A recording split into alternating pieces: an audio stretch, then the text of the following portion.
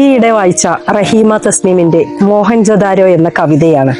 ഉത്സവപ്പറമ്പിൽ പമ്പരം വിൽക്കുന്ന വെള്ളയിൽ ചോന്ന പൂക്കളുള്ള ഉടുപ്പിട്ട 4 വയസ്സുകാരിയുടെ കണ്ണിലേക്ക് നോക്കിയപ്പോഴാണ് പണ്ട് ആൻഡോ സാർ 5ൽ പഠിപ്പിച്ച മോഹൻജൊദാരോ ഓർമ്മ വന്നത്. മരിച്ചവരുടെ കുന്നാണ് എന്നാണ് ആ പേരിന്റെ അർത്ഥമെന്ന് ഒറ്റയിരുപ്പിൽ 100 വട്ടം എഴുതിച്ചിട്ടുണ്ട് മൂപ്പര്. വായോ എന്നവൾ കൈമാടിയപ്പോൾ അതിപുരാതനമായ ഒരു ചിരി പൊടി പറത്തിക്കൊണ്ട് പമ്പരങ്ങളെ ചുറ്റി. ചെമ്പൻ കണ്ണുകളിൽ ചുവരിടിഞ്ഞ പ്രാചീന നഗരം പോലെ നിറയെ ആകാശം.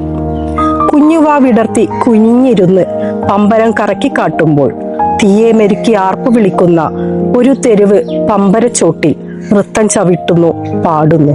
പേഞ്ഞു പേഞ്ഞ് നാവ് കുഴയുമ്പോ മേലാകെ ഉറവ പൊട്ടുന്ന ഇരുണ്ട മുതുമുത്തിപ്പുഴകൾ.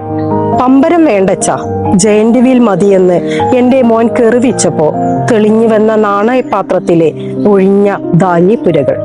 പിന്നെ മരിച്ചവരുടെ കുന്നിലെ പൈക്കരച്ചില് പോലെ ഏങ്ങലടികൾ.